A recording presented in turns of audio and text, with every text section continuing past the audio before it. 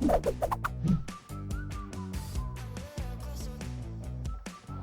there, this is Mark Wright from Marco's Dog Training, and today we're going to take Soul, young Soul, on the T, the subway. In Boston, we call it the T. So the main point of this activity was to get Soul here, to get him used to being in public. We also took the opportunity to practice some Frisbee and some tug, being off-leash in public and around distractions. So this is also Soul's first time going in on the actual subway train. So we're gonna see how he does. I'm pretty sure he'll do really well. The most difficult thing might be just the train pulling up on the platform, but then again, he might surprise me. We're about to head in though, so here we go. Good boy. As you can see, I don't hold my leash all the time, even in public. I just throw it over my shoulder. Usually that's enough. I have a couple contact points that I stay aware of.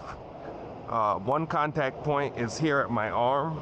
So if I feel this pulling on my arm, then I will make adjustments. I let it touch my fingers from time to time, and that gives me good information. Also behind my head, I can feel if the leash here moves, and it's really quick for me to be able to grab that if I need to. But Soul generally doesn't need me to. If I double tap, he'll look at me. Here. Good. There it is.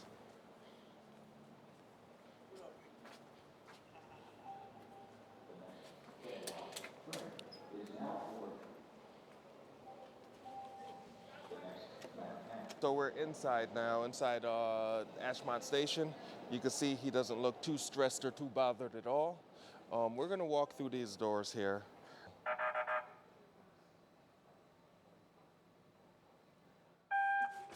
Let's go. Good job. Excellent. Oh, look, there's stairs. If there's an escalator, I don't let my dog go down the escalator. I carry him, or I find the elevator, or I find the stairs.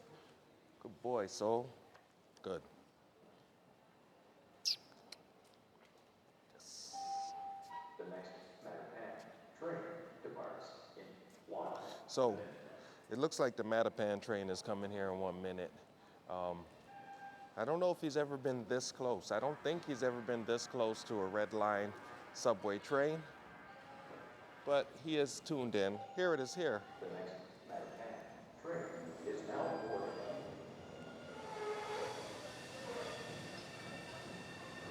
Excellent. Good stuff. Let's go, Soul.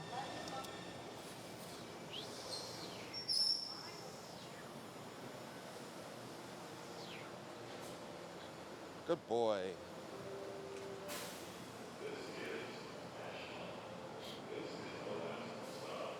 This is a good spot. Excellent. I do anything for the money. I don't give a damn. How much we talk?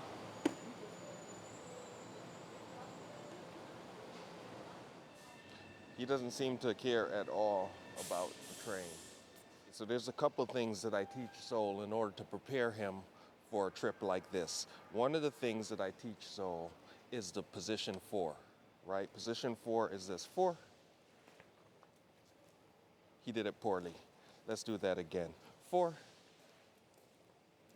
That's position 4. This keeps him in a contained space. Nobody's gonna touch him here.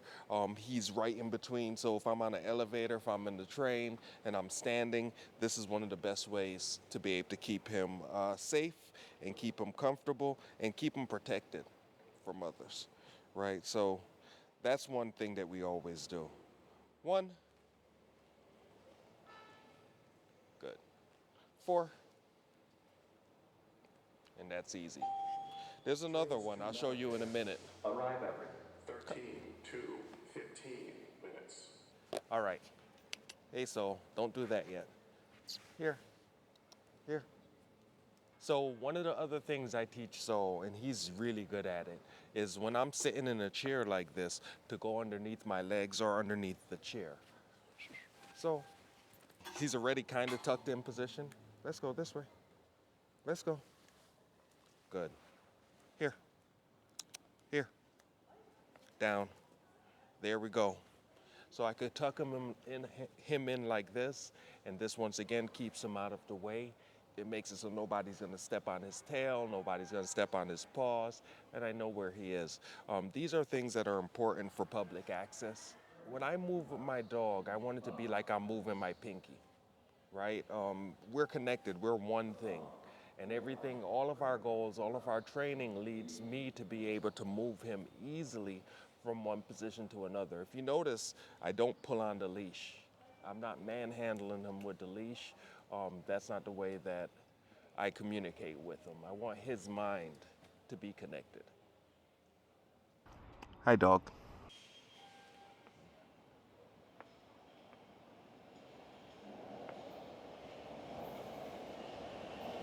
This is the first time he's been this close to that train. That's the train over here. And here's Soul right here. We're about to get on this thing and see what it's like for him. Now, when Soul was young, he had motion. Okay, buddy. He had motion sickness. Easy enough. Oh, there's so many seats to choose from. Let's choose this one. Once again, same thing. I'm gonna go here. And with Soul, because we're such good friends, I could actually just nudge him with my ankle. No, I'm not kicking him. I'm just tucking him in nicely. Right?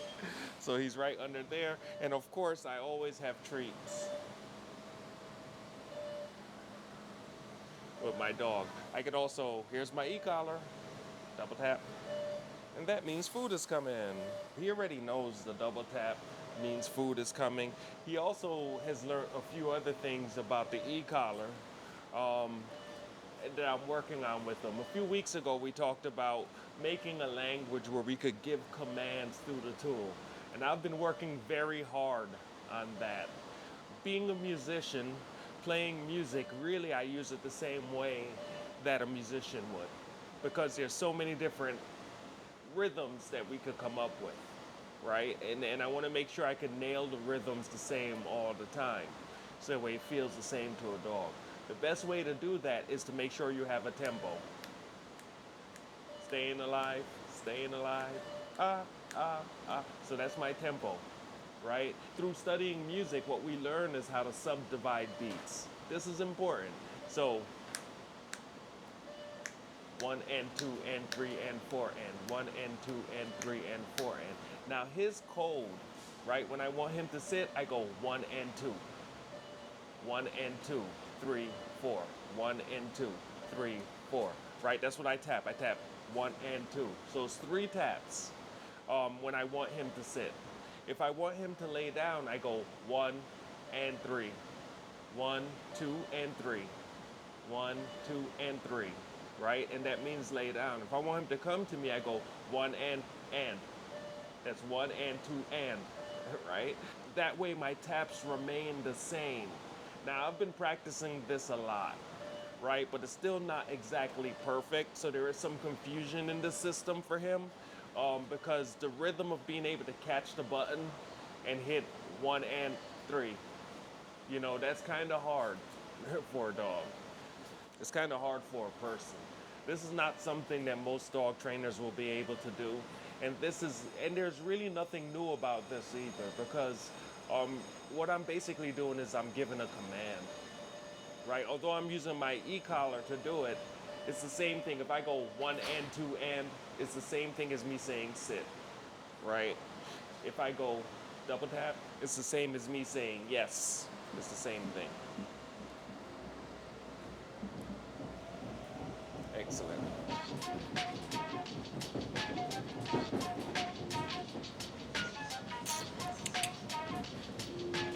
Let's go. There you go. Good job.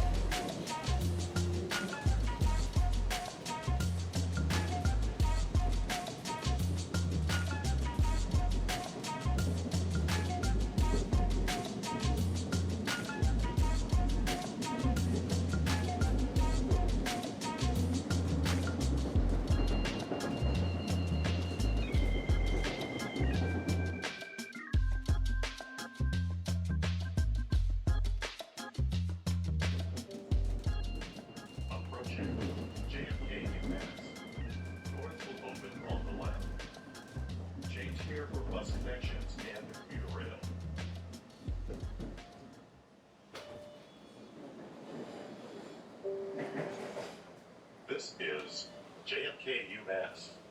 The destination of this train is Alewife. Hey. Good, good, good. Always got to pay attention. Always got to watch. Sometimes I do this.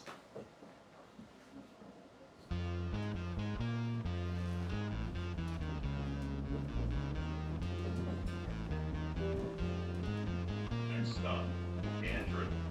Doors will open on the right.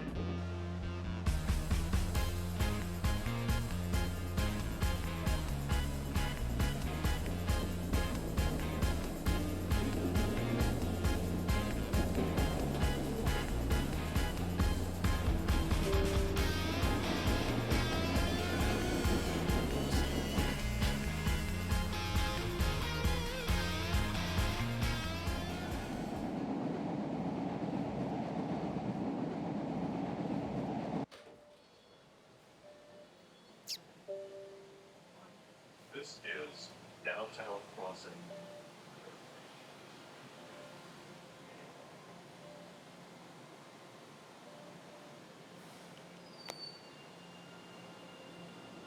Okay.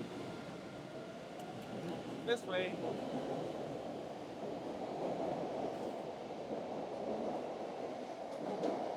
First time on the train. First time in. He didn't do too badly. I thought he did pretty good. He stayed pretty much where he was supposed to. He didn't make a big deal out of the people. Usually he loves people, he wants to get to them, but I think he understands that in that situation he wasn't supposed to. I have no idea what it sounded like to him or what it felt like to him, but what I do know is that he was easy for me to handle. That's the thing about a trained dog. A trained dog is not exciting all the time. He's not doing a bunch of things that will cause problems. For the most part, as long as I'm relaxed, he will remain relaxed with me. So, yeah, he did good. We're about to get outside into downtown. This is the first time we've been downtown as well.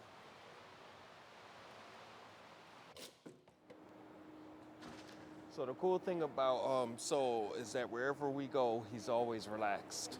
You know, when you condition a dog to remain calm, they tend to remain calm. Soul a lot of the times looks like one of those Turkish street dogs. The Turkish street dogs, they will just do just what he's doing right now, but they're in the middle of a busy street. They're just used to being in the environment. Even if you're walking a dog right by him, they don't care, right? And Soul is kind of in that same state of mind as we're standing here. We're gonna go up there to Boston Commons. I'm not sure what's going on over there, but Soul's never been there before. So we're gonna walk on over there, maybe play some Frisbee, maybe do some other things. So here we go. Okay, buddy. Hey. Yes. Sometimes when I'm walking, I also play the yes game. And since I have my e-collar, I'm gonna be playing that. Oh, on the train, told you that if I go 1 and 2, 1 and 2, he sits, right? And if I go 1, 2, and 1, down, good. He's still getting that one. That takes a lot of practice because your thumb has to do the thing. And it's real weird. Okay, let's go. It is real weird. Drummers will do it good though.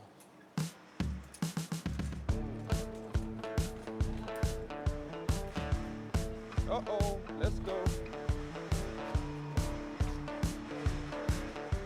So Soul is not neutered, so he naturally wants to mark, but I don't let him pee on everything. That's not the kind of walk we do. If you notice, I'm holding the leash different than I was at Ashmont. My hand is still loose, but if I feel him pull, I just close my hand. It's natural for dogs to pull a little bit when you walk with them.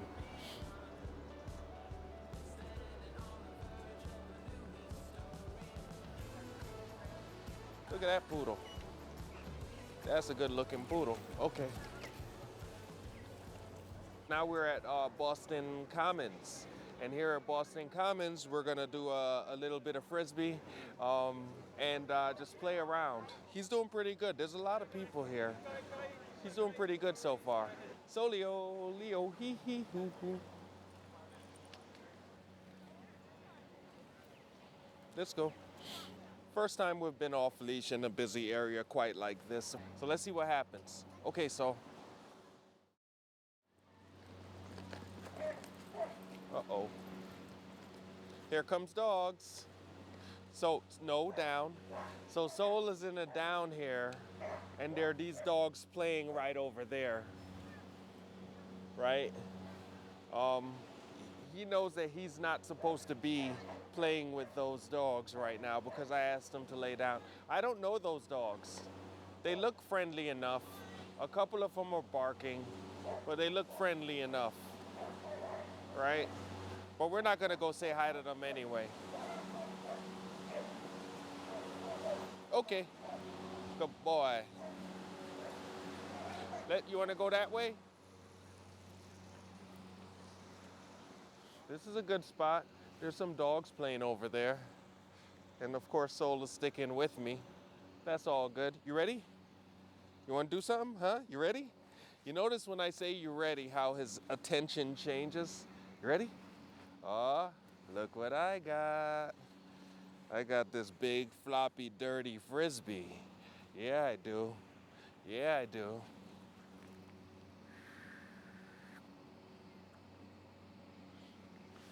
Good boy. In the beginning, there's videos. We've made videos together about teaching him fetch and how he never brought it close enough. And I talked about the things that we're gonna do. One of the things is I made a code that if as long as I'm tapping my leg, he didn't bring it close enough. And he knows that.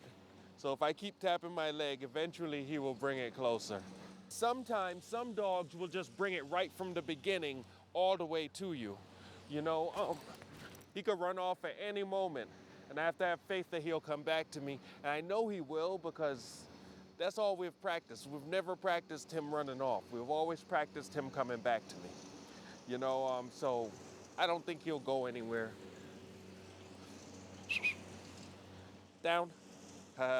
Okay. Down. Okay. Down. Go.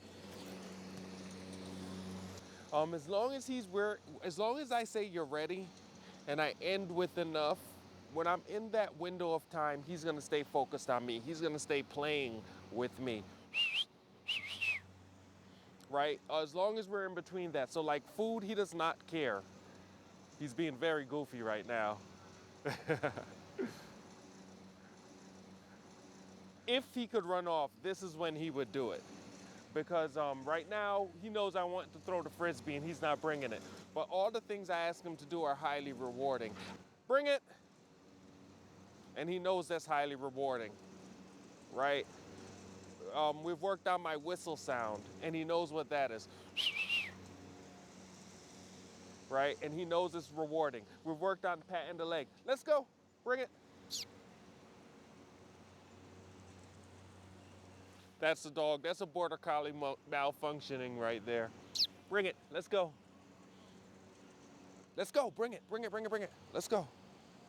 Good, that's good. Excellent, let's walk some more. As long as he's in between those two words, he looks like that. Right, so I don't have to worry about him going anywhere because he knows that I said, you ready? And whenever I say you're ready, he knows it's on, right? So he knows it stays on until I say the other word. Enough. Enough means the game is over. I'm gonna start another game with him in a second here.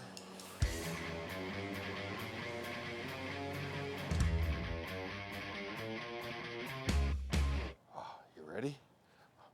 Look what I got. Look what I got. Take.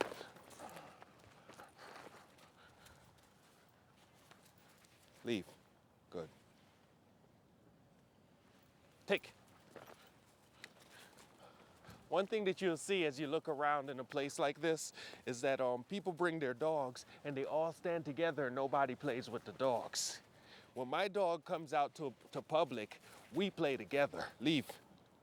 Take. Good work. Leave. Good. Down. Everything comes flying out. See, over there, they are just standing around with their dogs.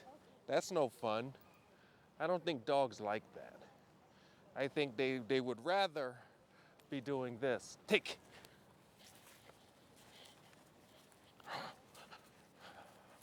And not only that, this is us making our relationship better.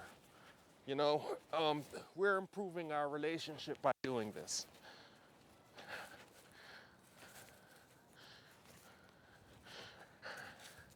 Leave. Take.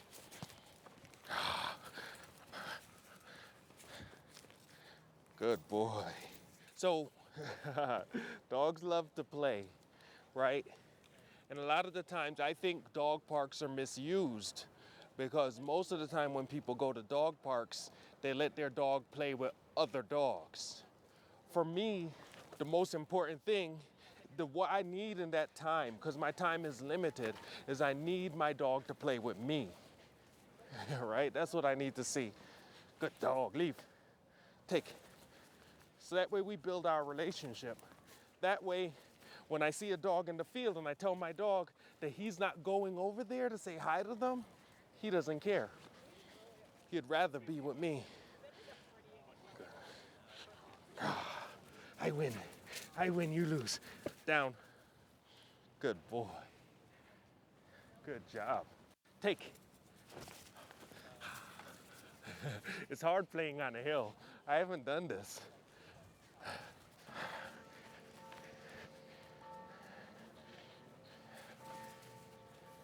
There you go.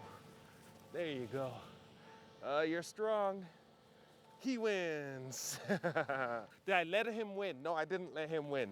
What I did though was I handicapped myself.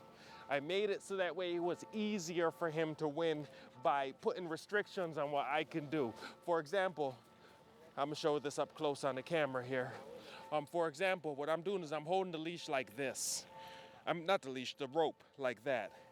Right, and that's the only way. I got to keep these fingers out of it. He has to be able to pull it past 2 of my fingers and then he could win, right?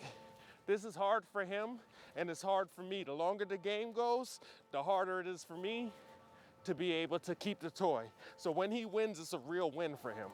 But I really try to hold on to it, just using those fingers.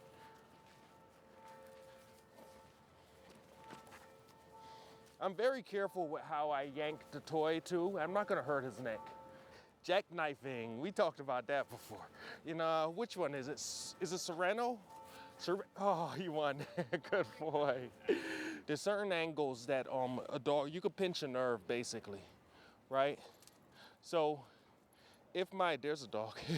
If my dog's head turns, if my dog's head turns like this when he's tugging and his weight of his body's moving in a different direction from where his head's moving, like his body's moving this way, but his head is moving towards me, there's a chance that he could sprain his neck, he could twist his neck, he could pinch a nerve. There's a bunch of things that can go on, right?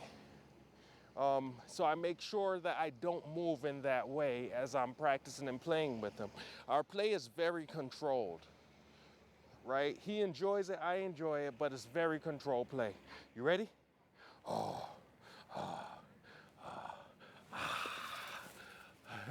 Right? So everything is like really disciplined.